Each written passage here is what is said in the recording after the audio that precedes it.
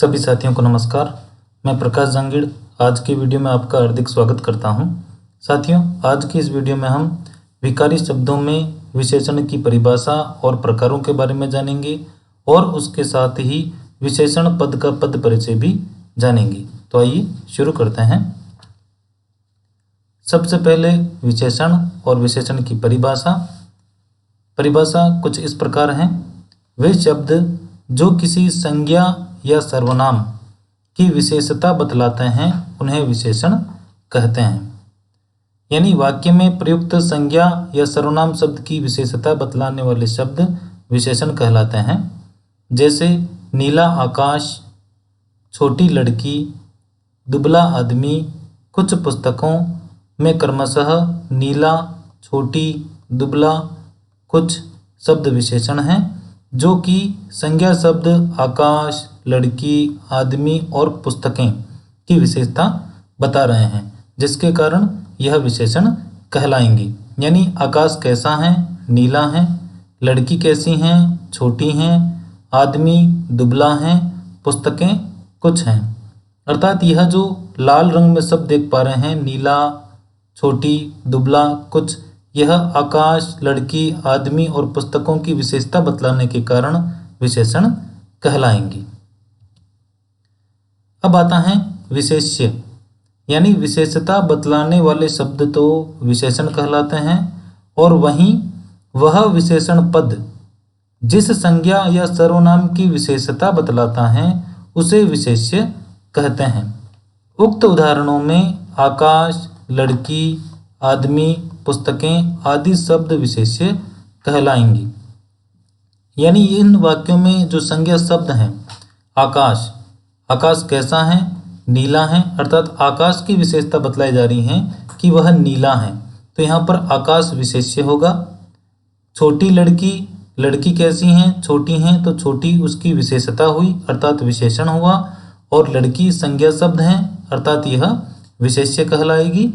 और दुबला आदमी, आदमी विशेष्य होगा, कैसा है, दुबला है, वह उसकी विशेषता है तो विशेषण कहलाएगा। पुस्तकें संज्ञा शब्द हैं तो यह विशेष्य कहलाएगा। और इनकी विशेषता बतलाई जा रही है कि कुछ पुस्तकें, कितनी पुस्तकें, कुछ पुस्तकें, तो कुछ जो शब्द हैं वह उसकी विशेषता है अर्थात विशेषण कहलाएगा। ठीक है, अब हम विशेषण के प्रकारों के बारे में जानेंगे। विशेषण के प्रकार, साथियों, मुख्य रूप से विशेषण के 5 प्रकार किए गए हैं, जिनमें देखिए सबसे पहला गुणवाचक विशेषण, दूसरा संख्यावाचक विशेषण, तीसरा परिमाणवाचक विशेषण, चौथा सार्वनामिक या संकेतवाचक विशेषण और पांचवा व्यक्तिवाचक विशेषण। साथियों, संख्यावाचक विशेषण के 2 प्रकार किए गए हैं, जिनमें सबसे पहला निश्चित संख्यावाचक विशेषण और दूसरा अनिश्चित संख्यावाचक विशेषण। उसी तरह परिमाणवाचक विशेषण के भी 2 प्रकार हैं, जिनमें निश्चित परिमाणवाचक और अनिश्चित परिमाणवाचक विशेषण। तो आइए अब हम इन 5 ही प्रकारों और उनके उप प्रकार यानी उपभेदों का विस्तार पूर्वक अध्ययन जानेंगे। सबसे पहला है गुणवाचक विशेषण। वे शब्द जो किसी संज्ञा या सर्वनाम के गुण, दोष, रूप, रंग, आकार, स्वभाव, दशा आदि का बोध कराते हैं उन्हें गुणवाचक विशेषण कहते हैं। गुणवाचक विशेषण की पहचान वाक्य में आए संज्ञा या सर्वनाम के पहले कैसा, कैसी और कैसे शब्द लगाकर प्रश्न करके की जा सकती हैं। यानी जो वाक्य में संज्ञा या सर्वनाम शब्दों के गुणों के बारे में बताए, उनके दोषों के बारे में बताए, रूप, रंग, आकार या स्वभाव के बारे में बताए, वहाँ पर गुणवाचक विशेषण होता है। और उनकी पहचान हम वाक्य में आए हुए संज्ञा या सर्वनाम शब्दों के पहले कैसा, कैसी या कैसे शब्द लगाकर प्रश्न करके कर सकते हैं। जैसे कि आकर्षक रूप, लंबा तगड़ा डील डोल, लुभावनी आंखें, पतले अधर, लंबी अंगुलियां, हर तरह से सृजनहार ने निराला को संवारा था। यानी यह निराला जी की विशेषताएं बताई गई हैं। आकर्षक रूप, यानी रूप कैसा है, आकर्षक है, तो आकर्षक उसका गुण है। कैसा प्रश्न किया, उत्तर मिला आकर्षक। लंबा तगड़ा डील डोल है, कैसा डील डोल है, लंबा तगड़ा है, उसकी विशेषता है, उनका गुण है। लुभावनी उनकी आंखें हैं। अधर यानी होठ उनके पतले हैं, विशेषता हैं। और लंबी अंगुलियां। तो इन वाक्यों में जो लाल रंग के शब्द आए हैं, आकर्षक, लंबा तगड़ा, लुभावनी, पतले और लंबी, ये निराला के गुण, आकार, दशा और रंग आदि का बोध कराने के कारण गुणवाचक विशेषण कहलाएंगे। ठीक है साथियों। दूसरा प्रकार देखिए। दूसरा प्रकार है संख्यावाचक विशेषण। इसकी परिभाषा है कि वे विशेषण जो किसी संज्ञा या सर्वनाम की निश्चित या अनिश्चित संख्या के बारे में बोध करवाए, क्रम के बारे में बोध करवाए या गणना का बोध कराते हैं, उन्हें संख्यावाचक विशेषण कहते हैं। संख्या से ही स्पष्ट है कि जिन संज्ञा या सर्वनाम शब्दों की संख्या बताई जाए और वह भी निश्चित या अनिश्चित, तो वहां पर संख्यावाचक विशेषण होगा। जैसे कि सरकारी अस्पताल में एक डॉक्टर आए, वे बोले 2 खुराक पीजिए, दर्द गायब हो जाएगा। 3 दिन बीत गए पर दर्द कम नहीं हुआ। यहाँ जो इस वाक्य में जो शब्द आए हैं, उनमें जो लाल रंग के शब्द हैं 1, 2 तथा 3, ये संख्यावाचक विशेषण हैं और ये क्रमशः डॉक्टर, खुराक और दिन की विशेषता बता रहे हैं। यानी इनकी डॉक्टर की विशेषता बता रहे हैं कि वह संख्या में कितना है, 1 है। खुराक कितनी लेनी है, 2 लेनी है। कितने दिन बाद आना है या कितने दिन बाद भी दर्द कम नहीं हुआ, 3 दिन। तो यह एक निश्चित संख्या के बारे में यहाँ पर बताया गया है, जिसके कारण यहाँ पर संख्यावाचक विशेषण होगा। ठीक है। अब संख्यावाचक विशेषण के प्रकार देखिए। संख्यावाचक विशेषण के प्रकार, जिनमें सबसे पहला है निश्चित संख्यावाचक और दूसरा है अनिश्चित संख्यावाचक। तो संख्यावाचक विशेषण के प्रकार हम विस्तृत पूर्वक जानेंगे। उनमें पहला देखिए निश्चित संख्यावाचक विशेषण, यानी जिन विशेषणों से निश्चित संख्या का बोध होता हो, निश्चित संख्या का बोध होता हो, उन्हें निश्चित संख्यावाचक विशेषण कहते हैं। जैसे कि आदमी कितने हैं, 2 आदमी हैं, 2 आदमी। 4 आम, आम कितने हैं, 4 हैं, निश्चित संख्या है। पेड़ कितने हैं, 10। पहर कितने हैं, 8 पहर। तो इस प्रकार आदमी, आम, पेड़ और पहर, इनकी निश्चित संख्या का बोध होने के कारण 2, 4, 10 और 8 यह निश्चित संख्यावाचक विशेषण कहलाएंगे। ठीक है। दूसरा देखिए अनिश्चित संख्यावाचक विशेषण, जिन विशेषणों से निश्चित संख्या का बोध नहीं होता, उन्हें अनिश्चित संख्यावाचक विशेषण कहते हैं। यानी जब हमें पता चले कि निश्चित संख्या का बोध नहीं हो रहा है, तो वहां पर अनिश्चित संख्यावाचक विशेषण होगा। जैसे कि कुछ बच्चे, तो यहाँ पर बच्चे कितने हैं, यह कुछ शब्द से हमें पता नहीं चल रहा है, अनिश्चित है। कई आम, तो कई आम, कितने आम पता नहीं है। थोड़े चित्र, थोड़े कितने चित्र अनिश्चित हैं। सब लड़कियां, कितनी लड़कियां पता नहीं है, अनिश्चित हैं। जिसके कारण यह जो लाल रंग के शब्द आप देख पा रहे हैं, कुछ, कई, थोड़े और सब, यह अनिश्चित संख्यावाचक विशेषण कहलाएंगे। ठीक है साथियों। अब हम आगे का प्रकार देखते हैं। तीसरा प्रकार विशेषण का, तीसरा प्रकार है परिमाणवाचक विशेषण। इसकी परिभाषा है वे विशेषण जो किसी पदार्थ की निश्चित या अनिश्चित मात्रा, साथियों यहाँ पर ध्यान देना, मात्रा, परिमाण, नाप या तोल आदि का बोध कराते हैं, उन्हें परिमाणवाचक विशेषण कहते हैं। यानी वहां पर तो जो संख्यावाचक विशेषण हमने पढ़ा था, वहां पर निश्चित या अनिश्चित संख्या का बोध करवाने का होता था। यहाँ पर निश्चित या अनिश्चित मात्रा, परिमाण या नाप या तोल आदि का अगर बोध करवाए तो वहां पर परिमाणवाचक विशेषण होता है। जैसे पहलवान रोज 4 किलो दूध पीता है, तो यहाँ पर जो 4 किलो है वह निश्चित परिमाण यानी नाप का जो दूध है उसे हम केवल माप और तोल सकते हैं, उसे काउंट नहीं कर सकते, जिसके कारण यहाँ पर एक निश्चित परिमाणवाचक विशेषण होगा। यहाँ पर 4 किलो दूध का माप है और इन वस्तुओं को गिना नहीं जा सकता, केवल मापा या तोला जा सकता है। यानी परिमाणवाचक विशेषण में जो विशेष्य होंगे यानी संज्ञा या सर्वनाम जो शब्द होंगे उन्हें केवल मापा या तोला जा सकता है, उन्हें गिना नहीं जा सकता। उसी प्रकार इनके अब हम परिमाणवाचक विशेषण के भेद जानेंगे। परिमाणवाचक विशेषण के प्रकार। परिमाणवाचक विशेषण के 2 प्रकार माने गए हैं, निश्चित परिमाणवाचक और अनिश्चित परिमाणवाचक। अब इनके बारे में हम जानते हैं। परिमाणवाचक विशेषण के प्रकार। पहला, निश्चित परिमाणवाचक विशेषण। जिन विशेषणों से निश्चित मात्रा या नाप तोल का बोध होता हो उन्हें निश्चित परिमाणवाचक विशेषण कहते हैं। यानी जहां पर निश्चित मात्रा का पता चले या नाप तोल का पता चले वहां पर निश्चित परिमाणवाचक विशेषण होगा। जैसे कि 2 मीटर कपड़ा, यहाँ पर निश्चित है कि 2 मीटर कपड़ा, पर यहाँ पर आपने साथियों देखा होगा कि कपड़ा जो है उसे हम काउंट नहीं कर सकते हैं, उसे केवल माप सकते हैं, जिसके कारण यह परिमाणवाचक विशेषण होगा।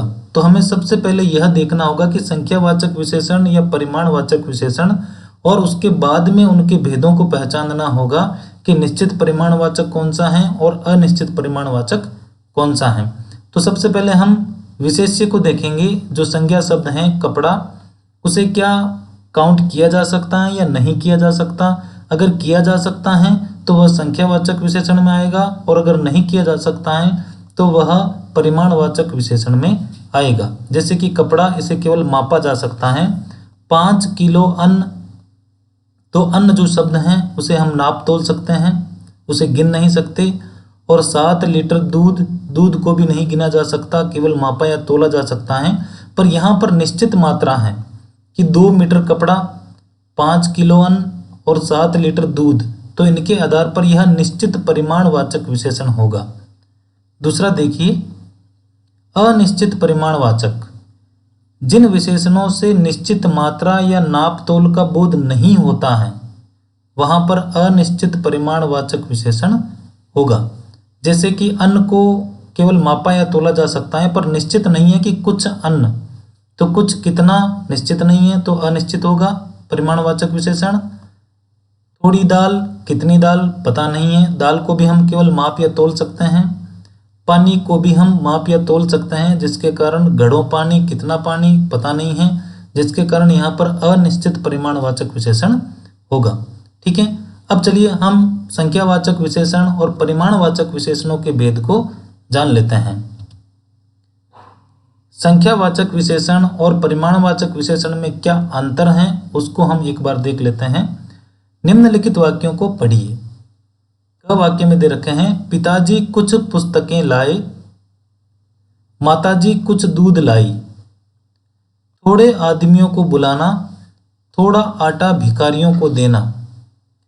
क वर्ग के वाक्यों में जो कुछ और थोड़े शब्द आए हुए हैं, यहाँ पर आप देख पा रहे होंगे, यह कुछ शब्द और यह थोड़े विशेषण ऐसी संज्ञाओं का बोध कराते हैं। यानी संज्ञाएं, यह पुस्तकें और आदमियों, ये संज्ञाएं हैं जिन्हें गिना जा सकता है, यानी जिन्हें काउंट किया जा सकता है। जैसे पुस्तकों को काउंट किया जा सकता है कि 1 पुस्तक, 2 पुस्तक।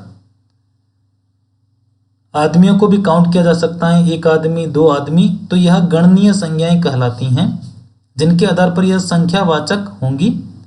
परंतु ख वर्ग में ही यह जो शब्द हैं, जो संज्ञाएं आई हुई हैं, दूध और आटा, इन संज्ञाओं को केवल मापा या तोला जा सकता है, जिसके कारण इन्हें गिना नहीं जा सकता।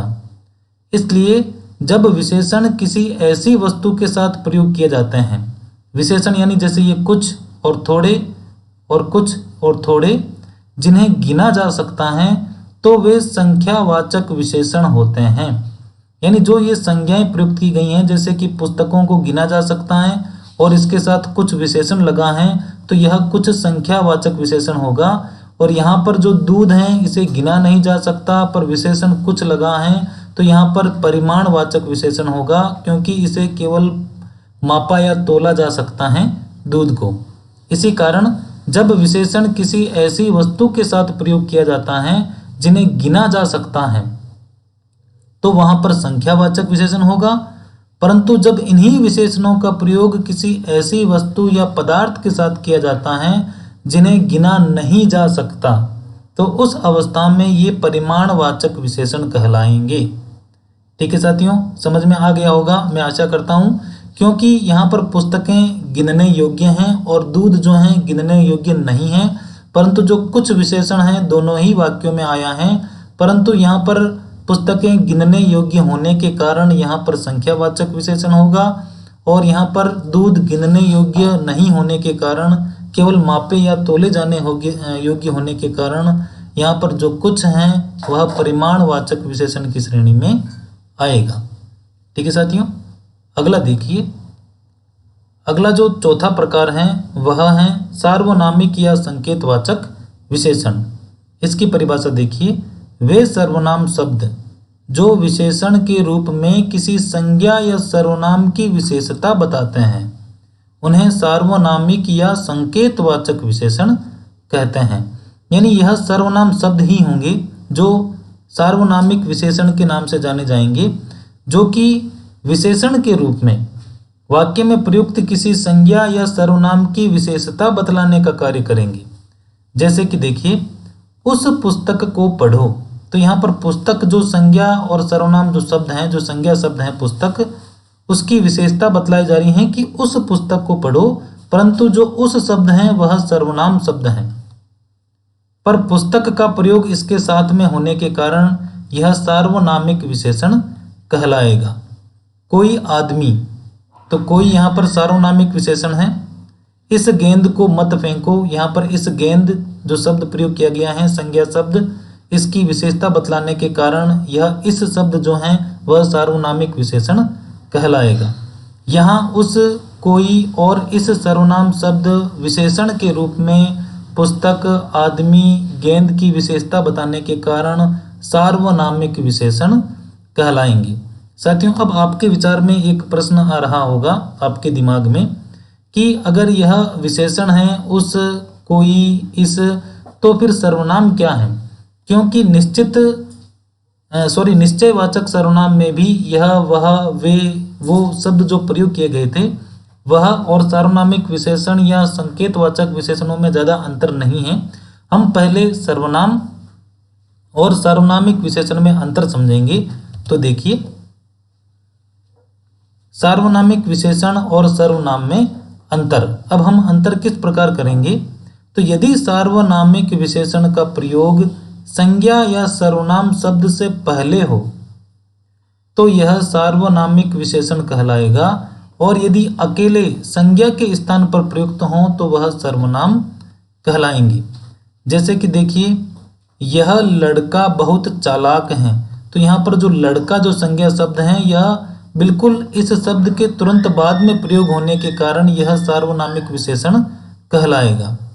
दूसरा, यह काफ़ी कमज़ोर है, तो यहाँ पर शब्द तुरंत बाद में संज्ञा या सर्वनाम शब्द का प्रयोग नहीं किए होने के कारण यह सर्वनाम कहलाएगा।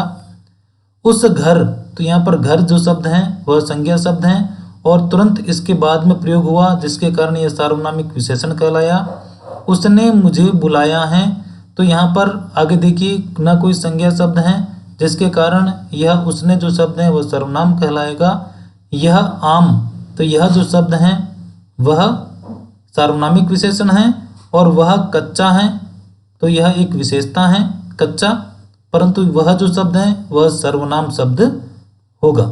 ठीक है, इस प्रकार जब आप देखें वाक्य में कि जो सार्वनामिक विशेषण शब्द हैं अगर उसके तुरंत बाद में संज्ञा शब्द का प्रयोग होता है तो वह सार्वनामिक विशेषण कहलाएगा, अगर प्रयोग नहीं होता है तो वह सर्वनाम कहलाएगा। ठीक है, अब हम सर्वनाम के अंतिम प्रकार विशेषण के अंतिम प्रकार व्यक्तिवाचक विशेषण के बारे में जानेंगे। परिभाषा: वे विशेषण जो व्यक्तिवाचक संज्ञाओं से बनकर अन्य संज्ञा या सर्वनाम की विशेषता बतलाते हैं उन्हें व्यक्तिवाचक विशेषण कहते हैं। साथियों, यह व्यक्तिवाचक संज्ञा से ही व्यक्तिवाचक विशेषण बना है जो कि वाक्य में प्रयुक्त अन्य संज्ञा या सर्वनामों की विशेषता बताने का कार्य करेंगी। जैसे कि जोधपुरी जूती, बनारसी साड़ी, कश्मीरी सेब, बीकानेरी भुजिया। तो यहाँ पर जूती जो संज्ञा शब्द है वह उसकी विशेषता बता रहे हैं जोधपुरी, और जो जोधपुरी शब्द जो है वह जोधपुर से ही बना है, जोधपुरी अर्थात विशेषण उसको बना दिया। तो यहाँ उपयुक्त शब्द क्रमशः जोधपुर, बनारस, कश्मीर और बीकानेर इन व्यक्तिवाचक संज्ञाओं से बनकर अन्य संज्ञा शब्द जूती, साड़ी, सेब और भुजिए की विशेषता बता रहे हैं, जिनके कारण यह व्यक्तिवाचक संज्ञाएं कहलाएंगी। ठीक है साथियों, तो इस प्रकार हमने विकारी शब्द विशेषण की परिभाषा और उनके प्रकारों का विस्तृत अध्ययन कर लिया है। अब हम विशेषण पदों का पद परिचय जानेंगे। उससे पहले पद किसे कहते हैं वह एक बार जान लेते हैं कि पद किसे कहते हैं। पर उससे पहले प्रविशेषण भी अभी बचा हुआ है विशेषणों में कि प्रविशेषण किसे कहते हैं। तो इसकी परिभाषा है कि जो विशेषण विशेषणों की भी विशेषता बतलाते हैं वे प्रविशेषण कहलाते हैं। यानी जो विशेषणों की भी विशेषता बतलाए, जैसे कि मोहन बहुत सुंदर बालक है। तो यहाँ पर अगर हम कहें कि मोहन सुंदर बालक हैं तो बालक की विशेषता होगी कि वह सुंदर है, परंतु यह जो सुंदर विशेषण है इसकी भी विशेषता बतलाई जा रही है कि वह बहुत सुंदर है। तो जिसके कारण यह बहुत जो शब्द है वह प्रविशेषण माना जाएगा। ठीक है, अब हम विशेषण की जो अवस्थाएं होती हैं उनके बारे में जानेंगे कि किस प्रकार विशेषण की अवस्थाएं होती हैं। तो विशेषण की तुलनात्मक स्थिति को अवस्था कहते हैं, यानी तुलना करना, एक चीज की दूसरी चीज से तुलना करना वह अवस्था कहलाता है। अवस्था के 3 प्रकार माने गए हैं, जिनमें पहला मूलावस्था, दूसरा उत्तरावस्था और तीसरा उत्तमावस्था। मूलावस्था में किसी एक व्यक्ति, वस्तु या पदार्थ के गुण अथवा विशेषता का कथन होता है। जैसे रहीम अच्छा लड़का है, तो यहाँ पर अच्छा लड़के की विशेषता है कि वह अच्छा है। मूलावस्था में साधारण सा होता है, अच्छा है। उत्तरावस्था में इसमें 2 प्राणियों के बारे में, व्यक्तियों, वस्तुओं या पदार्थों के गुण दोष अथवा विशेषता की तुलना करके एक को दूसरे से बढ़ चढ़कर बताया जाता है। जैसे अशोक रहीम से अच्छा है, तो यहाँ पर जो है अशोक को रहीम से अच्छा बताया गया है, अर्थात अशोक और रहीम में तुलना की गई है, जिसके कारण यहाँ पर उत्तरावस्था होगी। और उत्तमा अवस्था में इसमें बहुत से प्राणियों, व्यक्तियों, वस्तुओं या पदार्थों की तुलना करके उन सब में एक को अच्छा या बुरा बताया जाता है। जैसे अकबर सबसे अच्छा है, तो यहाँ पर सभी में अकबर को सबसे अच्छा बताने के कारण यहाँ पर उत्तमा अवस्था होगी। तो इस प्रकार यह विशेषण की अवस्थाएं हैं जो कि हमें गुणवाचक विशेषण में अधिकांश रूप में देखने को मिलेगी, क्योंकि उन्हीं में हम अवस्थाएं बता सकते हैं। तो अब हम जानेंगे पद के बारे में और फिर पद परिचय, विशेषण पद का पद परिचय करेंगे। तो देखिए पद किसे कहते हैं। तो सबसे पहले पद वाक्य में जो प्रयुक्त प्रत्येक सार्थक शब्द है उसे पद कहते हैं, अर्थात जब सार्थक शब्द का प्रयोग वाक्य में कर लिया जाता है तो वह पद के नाम से जाना जाता है। जैसे कि राम घर जाता है, तो इसमें जो शब्द हैं राम, घर और जाता है, यह अलग अलग शब्दों का प्रयोग जब हमने एक वाक्य में कर लिया तो यह राम जो है पद कहलाएगा, घर भी पद कहलाएगा और जाता है भी पद कहलाएगा। ठीक है, यह इनके विस्तृत रूप में चर्चा हम अपने पिछले वीडियो में कर चुके हैं, तो आप उन्हें देखकर ज़्यादा अच्छी तरीके से समझ सकते हैं। अब हम पद परिचय देखेंगे कि पद परिचय किसे कहते हैं, पद परिचय करना क्या होता है। वाक्य में प्रयुक्त प्रत्येक सार्थक शब्दों का व्याकरणिक परिचय देना पद परिचय, पद व्याख्या या पदान्वय कहलाता है। यानी जब वाक्य में जो प्रयुक्त जो सार्थक शब्द हैं उनका अगर हम व्याकरणिक परिचय देते हैं तो वह पद परिचय के नाम से, पद व्याख्या के नाम से या पदान्वय के नाम से जाना जाता है, जिनमें हम उस पद का भेद बताते हैं कि कौन सा भेद है, उसका उपभेद बताते हैं, उसका लिंग, वचन, कारक आदि का परिचय देते हुए वाक्य में जो अन्य पद प्रयुक्त हुए हैं उनके साथ उसका संबंध भी बताते हैं, और यही व्याकरणिक परिचय कहलाता है उस पद का। ठीक है साथियों, अब हम विशेषण पद का पद परिचय जानेंगे। तो विशेषण शब्द का पद परिचय। विशेषण शब्द का पद परिचय बताने के लिए हमें 5 बातें बतानी होगी जो हमने संज्ञा पद परिचय में, सर्वनाम पद परिचय में बताई थी। उसी प्रकार हमें विशेषण शब्द का भी पद परिचय करते समय 5 बातें बतानी होगी, जिनमें जो सबसे पहली बात है वह है विशेषण का भेद और उपभेद बताना होगा। विशेषण के भेद हमें 5 पता हैं: गुणवाचक, संख्यावाचक, परिमाणवाचक, सार्वनामिक विशेषण और व्यक्तिवाचक विशेषण। दूसरा हमें बताना होगा लिंग कौन सा है, एक वचन है या पुल्लिंग है या स्त्रीलिंग है, वह बताना होगा। वचन बताना होगा कि कौन सा वचन है, एक वचन है या बहुवचन है। फिर अवस्था बतानी होगी, जो अभी हमने पढ़ी थी 3 अवस्थाएं, जिनमें मूलावस्था, उत्तरावस्था और उत्तमावस्था, जो कि केवल गुणवाचक का पद परिचय करते समय ही हमें बतानी है। और फिर विशेष्य के साथ संबंध बताना है कि उसका उस विशेषण के साथ क्या संबंध है। ठीक है, तो यह 5 बातें हमें बतानी होगी। तो आइए अब हम उदाहरण के माध्यम से इनका पद परिचय, विशेषण पद का पद परिचय जानेंगे। उदाहरण 1, सबसे पहला, वह अच्छा लड़का है। तो यह जो वाक्य है उसमें अच्छा के नीचे रेखा खींची है। हमें जो विशेषण का पद परिचय करते समय 5 बातें बतानी हैं, उसमें विशेषण का भेद और उपभेद, उसका लिंग, वचन, अवस्था और विशेष्य के साथ संबंध। तो देखिए पद परिचय। अच्छा का पद परिचय क्या होगा? अच्छा जो है गुणवाचक विशेषण है, क्योंकि लड़का इसका गुण बताया जा रहा है कि वह अच्छा है, गुणवाचक विशेषण। लिंग बताना है, पुल्लिंग, एक वचन लड़का, एक वचन। और अवस्था मूला अवस्था है, चूंकि केवल अच्छा ही बताया है कि लड़का अच्छा है, वह अच्छा लड़का है, तो मूलावस्था। और किसकी विशेषता बता रहे हैं? लड़का की, तो लड़का विशेष्य का विशेषण है अच्छा।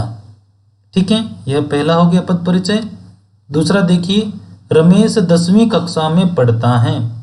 तो यहाँ पर जो 10वीं के नीचे रेखा खींची है और कहेंगे कि इसका पद परिचय बताइए, तब हम इसका पद परिचय इस प्रकार करेंगे।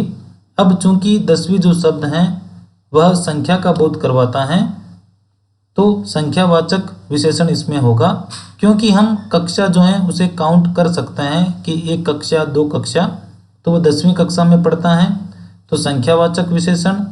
अब 10वीं चूंकि निश्चित संख्या का बोध करवाती हैं, जिसके कारण निश्चित संख्यावाचक।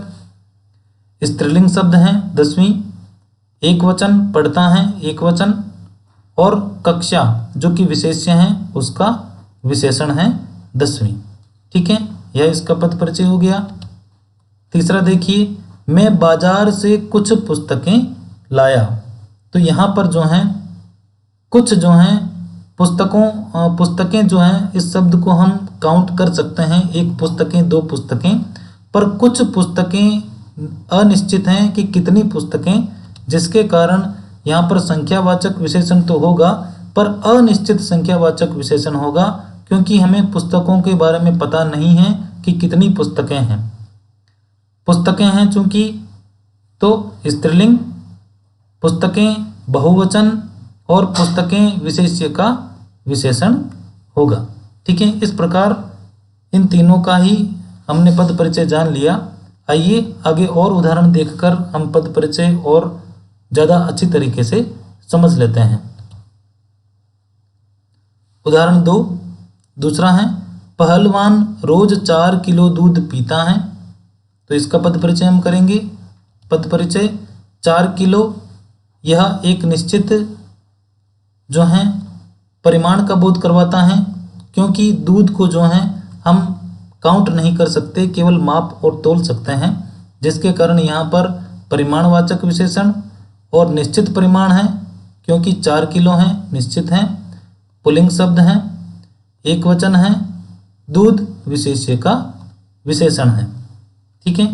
दूसरा देखिए, मुझे थोड़ी दाल चाहिए, तो यहाँ पर थोड़ी शब्द जो है, दाल को भी केवल मापा और तोला जा सकता है, जिसके कारण यह भी परिमाणवाचक विशेषण होगा। और थोड़ी चाहिए तो यह अनिश्चित परिमाण है कि कितनी चाहिए, तो परिमाणवाचक विशेषण, और अनिश्चित परिमाणवाचक होगा, यहाँ पर संख्यावाचक नहीं है, गलत टाइप हो गया, यहाँ पर अनिश्चित परिमाणवाचक विशेषण होगा। थोड़ी है तो स्त्रीलिंग शब्द है, एक वचन, और दाल विशेष्य का विशेषण। ठीक है। अगला देखिए, वह पुस्तक मेरी है, तो यहाँ पर आप देख पा रहे होंगे कि वह पुस्तक मेरी है, तो पुस्तक संज्ञा शब्द के पहले, तुरंत पहले वह शब्द का प्रयोग होने के कारण यह सार्वनामिक विशेषण होगा। सार्वनामिक विशेषण पुस्तक है, स्त्रीलिंग है शब्द, मेरी है स्त्रीलिंग, एक वचन, और पुस्तक विशेष्य का विशेषण है।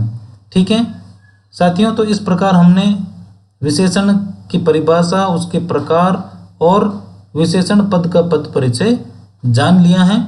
आशा है आपको समझ में आया होगा। साथियों, इस वीडियो को बनाने के लिए एनसीईआरटी की पाठ्य पुस्तकों और बहुत सी व्याकरणिक पाठ्य पुस्तकों का सहारा लिया गया है, और इंटरनेट से भी सामग्री जुटाई गई हैं, तो मैं उनका धन्यवाद करता हूं। और आप सभी का भी बहुत बहुत धन्यवाद, जिन्होंने इस वीडियो को देखा और सुना। धन्यवाद।